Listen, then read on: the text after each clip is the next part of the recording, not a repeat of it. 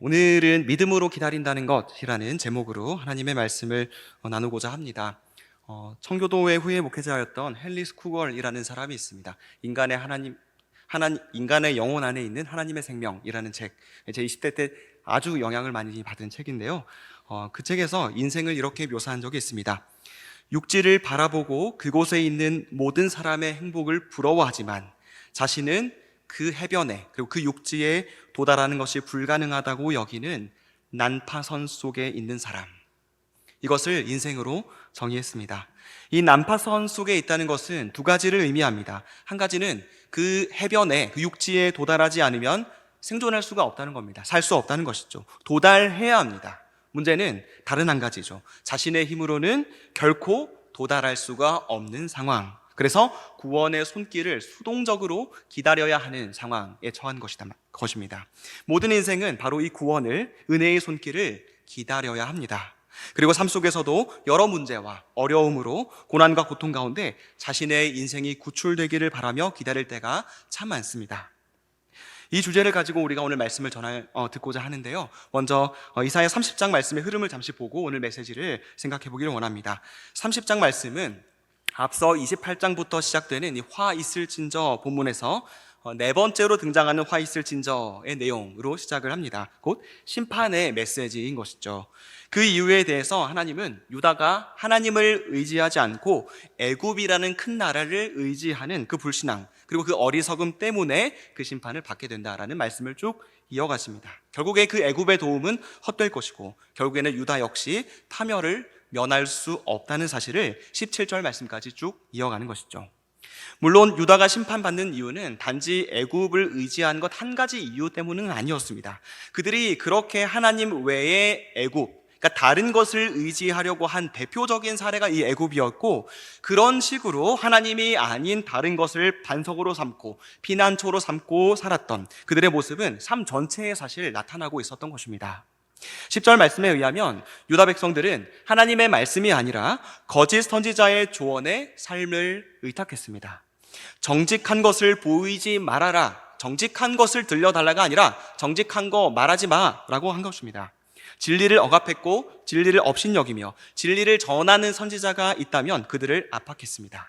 진실이 아닌 거짓이라도 좋은 말만 듣고 듣기 좋은 부드러운 좋은 말, 그러나 전혀 진리가 아닌 그런 것들에 그들의 삶과 그들의 나라와 운명을 맡긴 것입니다.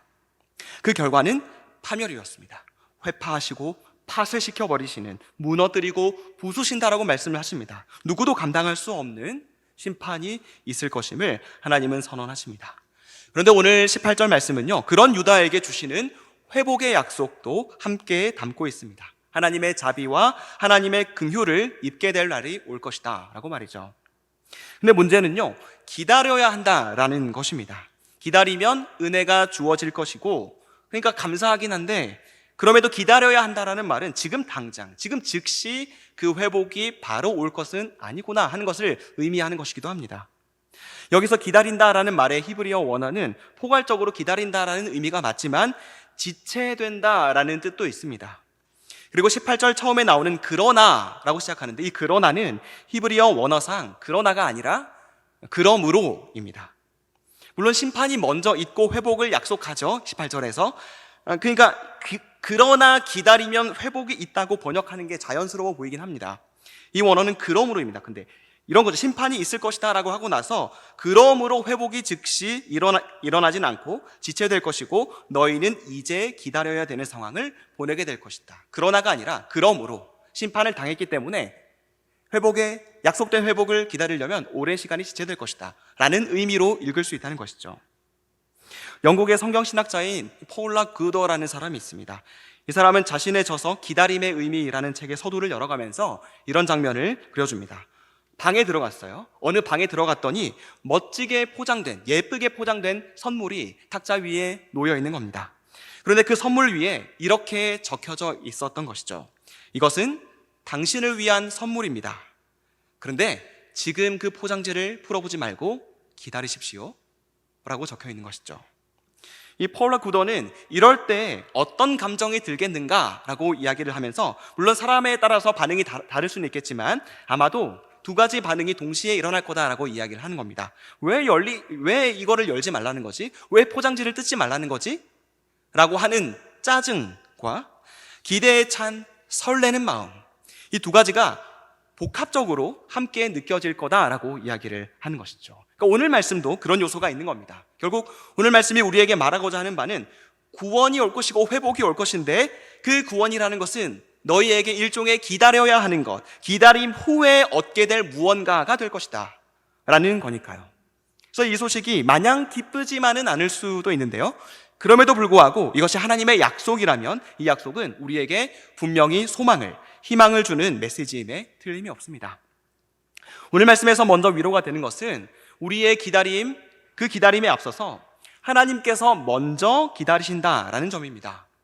비록 지체되지만 그럼에도 회복을 약속하신 그 하나님께서 지체되는 그 모든 시간, 지루하게 기다리는 그 모든 시간 동안 회복의 그 날을 먼저 기다리고 계셨기에 우리의 기다림이 결코 막연한 기다림이거나 불확실한 기다림이 아니라는 것을 알 수 있는 것입니다. 하나님이 기다리신다면 그 기다림 이후에 우리를 회복시키시는 그 시간 또한 하나님이 정해놓으신 것이라는 뜻이죠. 그러므로 우리의 기다림은 뭔가 어렴풋하거나 아득한 기다림이 아니라는 것입니다. 우리의 시간표에는 정확하게 안 찍혀도 하나님의 시간표는 틀림이 없다는 사실을 기억하고, 하나님께서 우리에게 마구잡이로, 무작위로 우리 인생에 될 대로 되라는 식으로 그 시간을 낭비하시는, 스스로도 역사를 어떻게 이끌어가야 할지 조마조마하고 감을 못 잡으시고 허둥지둥 되시는 그런 분이 아니라는 사실을 우리가 기억하며, 하나님의 때 하나님께서 친히 기다리시고 그것을 위해서 하나님께서 우리를 위하여 일하실 것이다 라는 것을 우리는 이 말씀을 통해서 기억할 수가 있는 것입니다. 그렇게 우리의 회복을 우리보다도 먼저 기다리시는 그 하나님의 기다림이 있기 때문에 우리도 기다릴 용기를 가질 수 있는 것입니다. 그리고 오늘 말씀은 그렇게 기다리시는 하나님의 의도도 분명하게 말씀하고 있습니다. 바로 은혜를 우리에게 베풀려고 하시는 것, 우리를 긍휼히 여기려 하시는 것, 그것이 하나님의 의도입니다. 기다리게 하시고 지체되는 시간을 보내게 하시는 것은 그러는 동안에 우리에게 겁을 주시거나 골탕을 먹이시거나 안절부절 못하는 우리의 불안감을 즐기시거나 그러려고 하시는 것이 아니라는 것입니다. 하나님께서는 우리를 사랑하십니다. 그 사랑을 은혜롭게 우리에게 베풀어 주시고 그 사랑으로 우리를 향한 멈추지 않는 연민을 가지고 그 시간을 보살펴 주시는 분이 바로 우리 하나님이십니다. 물론 기다리는 동안에 그런 하나님의 역사가 잘 느껴지지 않을 때도 많을 것입니다. 외로움, 고독함, 홀로 싸우는 것 같은 때도 보내게 됩니다. 그런데 그 시간조차 하나님께서 우리에게 은혜를 베푸시기 위해서 하나님이 앞서 기다리시는 시간임을 기억하시기 바랍니다. 그래서 삶에 정적이 흐르고 하나님이 침묵하시는 것 같이 느껴져도 그것이 은혜와 긍휼을 베푸시려고 하시는 하나님의 선한 의도 안에 이루어지는 그런 침묵이라면 우리는 절망할 필요가 없다라는 것입니다. 이 사실을 기억하며 우리의 기다림이 과연 어떤 의미가 있는가, 또 어떻게 우리는 그럼 기다리면서 살아야 하는가를 좀 생각해 보기를 원합니다. 먼저 기다리지 못하는 우리의 모습들을 생각해 보면 조바심과 조급함을 제대로 다루지 못하고 참지 못하고 인내하지 못하는 모습이 있다는 것을 기억해야 합니다. 기다림과 인내라는 것은 뗄 수 없는 관계에 있죠. 그 옛날에 이스라엘 백성들이 애굽을 탈출하고 또 홍해를 건너고 심지어 하늘에서 매일의 양식이 떨어져요. 상상이나 되겠습니까? 그런 놀라운 일들을 그들이 경험했습니다. 그럼에도 불구하고 그들은 조급했어요. 몇십 일이면 당도할 그 약속의 땅인데 광야로 둘러가야 되고 시내산에서 한동안 수개월 동안 멈춰 있어야 했습니다. 하나님께서 그들을 위해서 선택한 길은 이스라엘이 자신들이 예상했던 것보다 더 긴 여정이었던 거예요. 생각보다 힘들어요. 생각보다 고통스러운 과정도 지나야 했습니다. 하나님께서 주기로 약속한 것이, 정말 원했던 것이 빨리 오지 않는다는 것, 내가 가져야 하고 누려야 할 것이 충분히 빨리 오지 않는다는 것, 그것이 바로 그들이 가진 조급함이었습니다. 그렇게 참지 못하게 되면 우리는 섣불리 성급하게 해결책을 찾으려고 듭니다. 기다리는 자가 복되다라고 말씀을 하셨음에도 불구하고 우리는 의지할 만한 것을 이것저것 찾으면서 현실의 평안을 찾으려만 듭니다. 이게 바로 오늘 말씀에 나오는 유다의 실책이었죠. 하나님을 의지하고 하나님을 의지하지 않고 애굽을 의지했던 이 유다의 죄악, 이 유다의 실책은 인내하지 못하는 모습이었습니다. 때때로 이 성급함은 무모함으로 악화되기도 합니다. 물론 살다 보면 때로는 과단성 있는 과감한 결단이 필요할 때도 있지만 비교적 그런 일들이 우리의 인생을 많이 그르칠 때가 많습니다. 더 빠른 지름길을 충동적으로 선택했다가 낭패를 보기도 합니다. 시간 속에서 살아가는 우리들은요, 이 시간의 흐름을 무시할 수 없습니다. 이것을 초월해서 살 수 없습니다. 한계가 분명히 있습니다. 우리가 겪는 현재도 이 시간이 흘러봐야 그 실체가 무엇인지가 드러납니다. 시간이 흐르고 지나고 나야 일어난 사태의 전체를 파악할 수 있는 그림을 우리가 우리 머릿속에서 그리면서 이것을 해석을 하는 것이죠. 이 한계를, 시간이 더 흐르기 전에는 이 사건, 내가 당하는 고난, 내 당면한 모든 문제 전체를 하나의 그림으로 볼 수 없는 한계를 우리는 인정해야 합니다. 선지자들도 그렇고요, 또 시편 기자도 수없이 하나님께 이럴 때 물었습니다. 여호와여, 어느 때까지니까? 나를 영원히 잊으시나이까? 주의 얼굴을 나에게서 어느 때까지 숨기시겠나이까? 그 삶에 정말로 황폐해진 현실, 그것만으로도, 그 고통만으로도 버거운데 하나님마저도 안 계시는 것 같고 하나님마저도 너무나도 멀게 느껴지는 거예요. 그렇게 고백했던 이 선지자들, 그리고 시편 기자들에게는 한 가지 공통점이 있었습니다. 그것이 뭐냐면, 그러한 이유 때문에 하나님께서 지체하시는 것 같고 답답하기는 한데 그럼에도 불구하고 그들은 하나님으로부터 돌아서지 않았습니다. 질문할 수 있어요. 심지어 하나님께 항변할 수 있습니다. 약속하신 게 왜 이렇게 더디 이루어지는 거냐고, 왜 하나님께서 나를 위해서 움직이지 않으시는 거냐고 그들도 하나님께 물었습니다. 그러나 적어도 그들은 그렇게 하나님께 물어보는 자세를 계속 유지를 했다는 거예요. 그러니까 방향이 일정한 것이죠. 그 모든 것들이 하나님께 달려있다는 것을 알았기에 하나님께만 물어본 것입니다. 기대했던 날에, 내가 원하는 때에 꼭 이루어져야 한다라고 생각했던 바로 그때 회복이 일어나지 않아도, 치유가 일어나지 않아도, 하나님이 부재하신 것처럼 느껴져도 그것을 이유로 해서, 그것을 탓하면서 하나님께로부터 돌아서지 않았다는 것입니다. 성급하게 문제를 해결하려 들지 않았습니다. 다른 해결사를 찾지 않았습니다. 기다리는 동안 그들이 해왔던 그대로 하나님을 향해 기도하는 변함없는 자세를 유지하고 보이지 않는 하나님의 대답을 기다렸던 사람들이었습니다. 우리도 바로 그렇게 기도하며 인내해야 합니다. 기다리는 오늘, 그래서 별로 의미가 없어 보이는 이 오늘이라는 시간을 새롭게 이해할 수 있게 해달라고, 인내라는 이름으로 막연한 권태감에 사로잡히지 않게 해달라고, 비록 아직 때가 오지 않았어도 그럼에도 하나님께서 이 모든 상황을 이끌고 계신다는 것을 이따금씩 알 수 있게, 깨달을 수 있게, 간파할 수 있게 지혜를 달라고, 그래서 이 인내의 과정이 결코 무의미한 과정이 되지 않게 해달라고 간절히 기도할 수 있는 우리가 되었으면 좋겠습니다.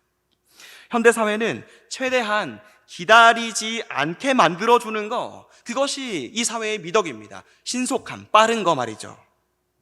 참아내는 것이 마치 바보와 동의어가 됐습니다. 어리석음과 동의어가 됐어요. 기다림이라는 것이 마치 무쓸모한 시간이라고 여겨지는 문화를 우리는 살고 있습니다. 그러나 이런 문화에 대항하면서 시간 속에서, 과정 속에서 우리를 빚으시는 하나님, 그래서 심지어 침묵하시는 것 같을 때에도 침묵 속에서조차 일하셔서 우리를 변화시켜 가시는 그 선하신 하나님을 신뢰하는 우리 모든 성도님들이 되시기를 주님의 이름으로 축원합니다.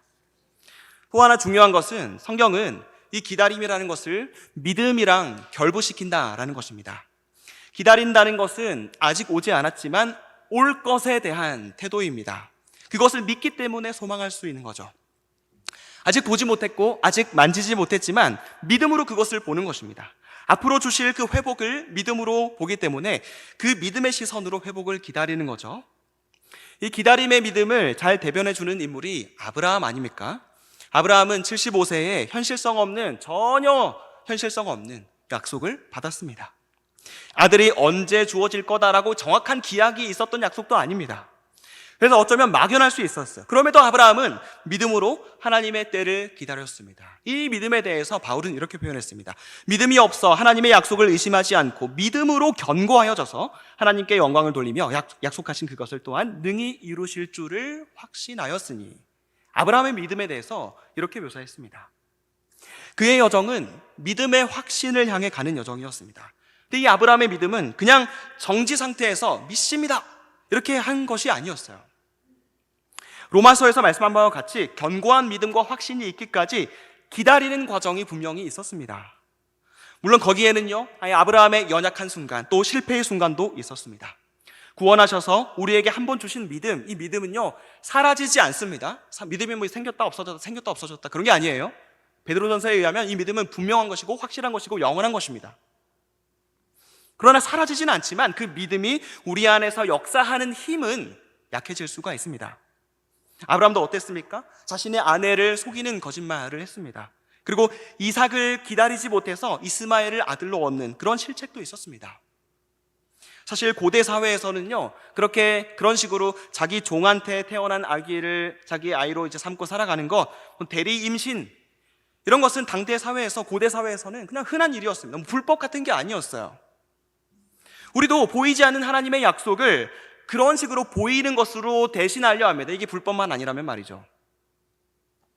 보이는 것이 더 확실하다고 믿습니다. 그리고는 이삭 대신 이스마엘을 얻은 게 죄는 아니잖아요. 사랑이 죄는 아니잖아요. 고대 사회 그 문화에서는 그랬으니까요. 이런 식으로 합리화하면서 보이지 않는 것을 보이는 것으로 대체하는 것, 기다린 대신에 내 눈에 당장 들어오는 성취를 원하는 것, 그것이 바로 믿음의 태도가 아니다라는 것이죠. 제가 청년 시절에 사소하지만 이런 말을 주고받았던 적이 있습니다. 누구누구야, 야, 너는 예수님이 빨리 재림하시기를 원하니? 그러면 제가 그렇지, 원하지, 오시면 좋지. 근데 결혼은 좀 하고 오셨으면 좋겠다. 이제 결혼을 했으니까 저는 괜찮습니다. 우리 하나님을 원하고 예수님을 원한다라고 이야기를 하지만 지금 당장은 뭐 오실 건 오실 거고, 지금 당장은 다른 거, 지금 당장은 나에게 더 필요한 것을 원하고 그것을 우상으로 삼고 그것으로 하나님을 대체하는 것이죠. 그럼으로써 그것이 우리에게 이루어진 그 일종의 성취라고 여기면서 우리의 불신앙을 드러내는 것입니다. 결혼 얘기 나왔으니까 결혼이라는 게 그렇죠. 간절히 그렇게 원하던 건데요, 간절히 원했습니다. 결혼을 성취로 여기며 흔한 말로 결혼에 골인한다라고 하잖아요. 근데 막상 결혼하니까 그 결혼을 제대로 다루지 못하는 저의 모습을 얼마나 많이 보게 되는지 모릅니다. 부부관계, 남편으로서, 아버지로서의 역할, 가장으로서의 책임 같은 거 말이죠. 저 너머에서 우리를 위해서 완성하실 그 하나님의 성취가 아니라 당장 내 눈앞에 보이는 우리의 성취가 마치 내 인생을 구원해 줄 수 있을 것처럼 여길 때, 결혼이 나를 구원할 것처럼 여길 때, 그럴 때 우리는 실망하게 됩니다. 내가 성취해낸 그것이 생각보다 감당하기 어려운 거였네, 버거운 거였네 라는 것을 깨닫게 돼요. 돈을 성취하시죠. 지위도 성취하시죠. 대학 입학 성취하셨죠. 그토록 원했던 직장 생활 성취합니다. 막상 손에 넣은 그것, 내가 성취했다고 말하는 그것이 우리의 삶을 더 복잡한, 얽히고 설킨 고민으로 인도함으로써 그것 자체가 내가 여기서 내 손 안에 넣을 수 있는, 당장 눈앞에 보이는 그것을 성취함으로 말미암아 나에게 안식이 도래할 것이다라고 기대했던 바로 그것이 실은 아니었다라는 것을 우리는 깨닫게 됩니다. 그것이 이 땅에서의 삶의 여정이다라는 것이죠. 그렇게 우리의 지식의 결핍, 소유의 결핍, 관계의 결핍, 사랑의 결핍, 공평과 정의의 결핍, 이런 결핍에서 우리를 해방시켜 주겠지라고 생각했던 그 모든 것들은 결코 하나님의 은혜를 대체할 수 없구나 하는 것을 깨달아야 한다는 것입니다. 오히려 우리는 지금 눈에 보이진 않지만, 손에 잡히진 않지만 이 세상 그 무엇으로도 대체할 수 없는, 그리고 모든 복을 대신하여 진정한 복을 주시는, 모든 대체자가 아니라 예수님께서 진정한 대체자, 대속자가 되셨잖아요. 교체 선수가 되셨어요. 그 모든 복을 대신해서 진정한 복을 주시는 그리스도만을, 예수님만을 앙망하고 믿음으로 그 주님만을 바라보아야 합니다. 그것이 믿음 따라 주님을 기다리는 삶인 것입니다.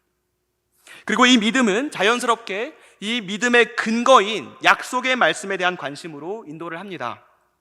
성경을 보면 하나님을 바란다, 하나님을 기다린다 라는 고백이 몇 군데 등장을 합니다. 근데 하나님을 기다린다 라고 말하면서 병렬적으로 하나님의 말씀을 바라는도다 라고 하는 고백도 있습니다. 그러니까 믿음으로 인내하며 기다리는 것도 근거가 있다는 것이죠. 믿음은 막무가내로 괜찮아, 잘 되겠지? 라고 하는 현실을 초월한 그런 태도가 아닙니다. 하나님의 말씀에 약속된 것을 근거로 믿고 기다리는 것이죠. 그 모든 회복은 당장에 주어지지 않을 수 있습니다. 그러나 적어도 그 영원한 회복을 지속적으로 기다릴 수 있는 근거와 힘을 얻도록 하나님이 말씀을 계속 주시는 겁니다. 그리고 이미 주신 말씀을 보게 하시고 그 말씀을 사모하게 하셔서 그 말씀에 계시된 약속을 재확인하게 하시는 것이죠. 그래서 어쩌면 적어도 모든 기다림을 제쳐놓고서라도 우리 신자의 기다림의 인생은 결국에는 재확인의 인생이다라고 저는 생각합니다. 재확인. 오늘날 문화는요, 인생을 좀 다르게 보는 것 같습니다. 오늘날 인생에서 추구하는 것은 한마디로 이것입니다. 뭐 좀 새로운 거 없어? 이게 오늘날의 문화죠. 오늘날의 세계관입니다. 오늘날의 인생관입니다. 그러나 인내하고 기다리는 그런 믿음의 인생은 성경에서 주로 재확인의 인생으로 돌아가는 것으로 묘사합니다. 봤던 것을 또 보고 들었던 것을 또 듣는 것으로 묘사합니다. 그것이 믿음의 태도다라고 말이죠. 아브라함에게 처음 말씀을 주신 하나님은 이후에 그 말씀이 부족하기라도 한 듯이 새로운 말씀, 새로운 계획, 또 다른 방식이 있단다. 아브라함이 실족하고 넘어질 때마다 새롭고 기발한 아이디어를 주신 적이 없습니다. 약속의 땅을 줄 것이고 너를 복이 되게 할 것이고 많은 자손을 줄 것이다 라고 하는 약속이 처음 창세기 12장만이 아니라 13장, 15장, 16장, 17장, 22장 이런 식으로 계속해서 똑같은 말씀이 나옵니다. 그 똑같은 약속의 말씀이 이삭, 야곱, 대를 이어갑니다. 그러니까 하나님 말씀은 그렇게 확고부동하고 변하지 않는, 그리고 누구도 마음대로 뜯어고칠 수 없는 진리이고 우리는 날마다 그 진리를 다시 확인하는 삶으로 우리의 믿음을 나타내는 것입니다. 아브라함만이 아니었습니다. 지금 이사야가 예언하고 있는 이 유다 공동체도 마찬가지입니다. 지금 나라가 굉장히 위기에 처해 있고 이제 100년이 좀 넘으면 이 나라가 망할 것입니다. 그런 현실에서 동일하게 하나님은 하나님 자신에게만 구원이 있다, 하나님에게만 소망이 있다는 것, 그래서 하나님 자신께서 친히 이 땅에 종으로 오셔서 구원을 이루시리라는 동일한 메시지를 선포하지, 그거 애매하게 지체된다고 애매하게 그것이 뒤로 미루어지고 안 오는 것 같다고 느껴질 때 하나님께서 그 약속을 바꾸시거나 그 약속을 취소하신 적이 없다라는 것입니다.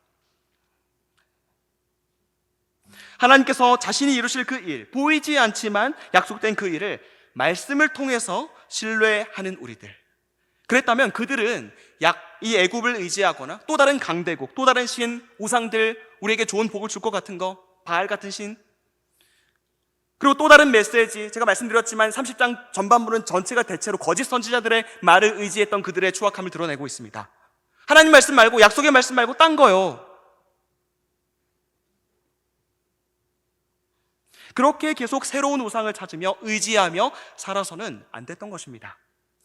이로써 기다림이라는 것은 그냥 정지 상태가 아니라는 걸 알 수 있습니다. 적극적으로 말씀으로 돌아가는 영적인 활동이 우리에게 계속 일어나는 것, 다시 돌아가서 똑같은 그 말씀을 발견하고 그 말씀이 여전하구나, 모든 것이 변해도 이 말씀만은 여전하구나 하는 것을 발견하는 것입니다. 내가 기쁠 때도 슬플 때도, 내가 영광을 누리고 있을 때도, 상함과 수치로 고통을 당하고 신음할 때도 말씀은 그러한 우리의 상황에 휘둘리지 않는구나 하는 것을 보게 되는 것이죠. 동일한 말씀을 통해서 알게 된다는 것입니다. 그렇게 말씀 앞에 다시 마음을 다잡고 이 현실을 충실하게 말씀에 순종하며 살아가는 것이죠. 상황에 따라서 기다리는 게 아닙니다. 기다릴 만하면 기다리고 아니면 아닌 거, 그런 게 아닙니다. 우리의 기다림 전체가 말씀을 바라고 말씀을 근거로 하고 말씀에 대한 반응이어야 하는 것입니다. 그저 정지된 채로 모든 것을 중지한 채 앉아있는 것이 아니라 말씀에 대한 이런 적극성, 그리고 말씀이 가르치는 그 삶의 방식에 대하여 최대한 능동적인 것, 이것이야말로 약속된 미래를 기다리는 우리의 인생의 최고의 방식이라는 것을 기억하시기 바랍니다. 말씀의 약속과 또 이 말씀에는 명령이 동시에 존재합니다. 마치 파수꾼처럼 살아가는 것이죠. 파수꾼에게는 약속된 아침이 올 겁니다. 그러나 그 아침이 오기까지 파수꾼은 경계하고 지키라는 명령 또한 등한히해서는 안 됩니다. 이 해가 뜰 것이라는 미래의 약속을 믿으면서도 현재 주어진 삶을 능동적으로 채우며 지혈하게 사는 겁니다. 말씀대로 살면서도 동쪽으로 힐끗 보는 삶입니다. 약속이 거기에 있으니까요. 영원한 아침이 도래할 것이니까요. 우리도 그렇게 현재와 미래를 동시에 보며 장래에 도래할 영원한 아침을 기대하며 현재의 밤을, 현재의 시륵의 어둠을 말씀으로 능동적으로 채워가며 살아갈 수 있기를 원합니다. 그리고 오늘 말씀 마지막으로 그를 기다리는 자마다 복되다라고 말하고 있습니다. 기다리되 그를 기다려야 한다라고 분명히 말씀합니다. 하나님을 기다린다는 거 당연한 얘기 같은데 사실 기다린다는 것이 시간을 전제하는 것이잖아요. 그러니까 인간은 확실한 시간을 계속 알고 싶어 합니다. 그리고 그때 언제일까 언제 올까 이런 것을 갈망합니다. 물론 성경에는 곳곳에 정확한 시간을 예언하시고 그대로 성취하시는 장면들도 있긴 합니다. 유다가 후에 포로로 끌려가서 돌아오게 될 구체적인 연수와 시간은 약 100년 뒤에 예레미야를 통해서 분명히 예언이 될 것입니다. 그러나 적어도 본문에는 그런 요소를 배제하고 있습니다. 정확한 때를 말씀하지 않으셨습니다. 적어도 이 이사야서를 통해서 말씀하시고자 하는 바는 그 시간의 확실성보다 더 중요한 것은 우리가 신뢰해야 할 대상의 확실성이 훨씬 더 중요하다라는 것입니다. 그를 기다리는 거예요. 그 어떤 시간을 기다리는 것이 아니라. 그렇죠? 시간의 모든 불확실성 속에서도 신뢰의 대상이 되시는 그 하나님께서 그 역사를 주관하고 계시다는 것과 그분이 자기 백성을 향해서 은혜롭고 자비하신 분이라는 그분의 성품을 기다리고 그것을 누리기를 바라는 것, 그것이 우리의 기다림이어야 합니다. 회복이 더디어오는 것 같고 고난의 시기가 길어진다 해도 하나님이 은혜와 자비가 많으신 분이라면 그 기다림에 필요한 모든 것들도 우리에게 공급하실 거라는 것, 바로 하나님이 그런 분이라는 것을 믿는 것입니다. 생각해 보세요. 여러분들의 삶 가운데 과거에 잘 됐던 거 참 많으시죠. 잘된 일들 많으시고 행복했던 기억 많으시죠. 근데 그 과거의 잘됨이 현재의 잘됨을 결정했습니까? 또 안 되는 일 많으시죠. 그렇죠. 옛날에 잘 됐던 그 일이 잘 됐어도 지금 안 되는 일이 있습니다. 이게 말해주는 게 뭡니까?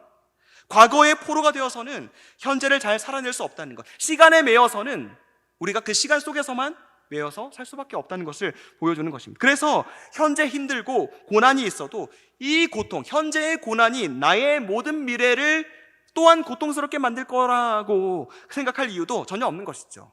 그렇죠? 이전에 잘 됐던 것이 안 될 수 있고 안 됐던 것이 잘 될 수 있죠. 마찬가지입니다. 지금 어렵더라도 이 어려움이 능히 바뀌어서 선이 이루어지고 하나님의 뜻이 이루어지는 놀라운 도구로 사용될 수 있다는 것을 우리는 기억해야 합니다. 그래서 현재의 고난이 내 미래의 일들을 설정하고 좌지우지하도록 허용하지 말아야 하는 것이죠. 그런 면에서 우리가 기다릴 수 있는 것은 적어도 내가 더 이상 과거에 매여 있는 존재가 아니라는 것을 보여주는 것입니다. 기다리고 있다는 것이 바로 그것을 보여주는 것이죠. 기다릴 수 있다는 것은 더 이상 현재의 포로가 아니라는 것을 보여주는 것입니다. 하나님께만 사로잡혀 있기 때문에, 하나님의 포로가 되었기 때문에 장래에 우리에게 회복의 은혜를 허락하실 그 하나님의 포로가 되었기에 우리는 그 하나님의 때를 기다릴 수가 있는 것입니다. 가치가 크고 귀한 것일수록 우리의 기다림의 가치도 커집니다. 하나님은 우리가 상상할 수 있는 그 무엇보다 가치 있으신 분입니다. 기다릴 가치가 있으신 분입니다. 하나님을 기다린다는 것 자체가 가장 가치 있는 것을 기다리는 것입니다. 그러한 삶이 어찌 낭비라고 말할 수 있겠습니까? 오히려 가장 아름다운 기다림, 가장 격조 높은 기다림이다라고 할 수 있는 것이죠. 바로 그 기다림에 믿음으로 동참하며 그분을 갈망하는 우리가 되기를 원합니다. 이렇게 끝없는 갈망, 끝없는 기다림 가운데 결국에는 주님께서 어린 양의 혼인잔치에서 그분의 식탁 주위에 우리를 불러 모으시고 놀라운 기쁨과 또한 그 기쁨을 확장하시며 끝없는 잔치를 베푸시는 바로 그 날이 우리에게 올 것입니다. 물론 그 날이, 그 회복의 날이 우리에게 오기까지 우리는 하늘을 바라보며 살아야 합니다. 믿음으로 바라봐야 합니다. 주님의 말씀이 위로부터 내려오기를 우리는 기다려야 합니다. 그렇게 하늘은 우리가 하나님과 교제하는 창과 같은 역할을 하는 것이죠. 그러나 때로는 우리가 그 하나님을 간절히 기다리는 그 시간 동안 그 하늘이 벽처럼 느껴질 때도 있습니다. 하나님이 침묵하시는 것 같을 때도 있습니다. 그렇게 우리의 기다림은 어렵고 답답한 순간들도 찾아올 것입니다. 그러나 때가 되어서 하나님의 그 때에 그 하늘을 찢어버리시고 그 하늘을 가르시고 다시 오실 그 예수님이 계시기에 오셔서 모든 것을 새롭게 하시고 우리에게 회복과 놀라운 기쁨을 잔치로 우리에게 베풀어 주실 바로 그분이 오실 것이기에 우리에게는 소망이 있습니다. 누구도 막을 수 없는 바로 그 소망의 날을 고대하며 오늘의 이 시간을 조급함이 아니라 눈에 보이는 것이 아니라 사람이나 어떤 세상의 말이 아니라 시간 자체에 함몰되는 것이 아니라 인내하며 보이지 않는 것을 바라보는 믿음을 갖고 하나님의 약속의 말씀에 기대고 그 말씀을 삶에 구현하는 삶의 방식으로 오직 하나님만 바라봄으로 기다림을, 이 모든 순간들을 진짜 의미 있는 기다림으로 살아가는 모든 성도님들이 되시기를 주님의 이름으로 축원합니다. 기도하겠습니다.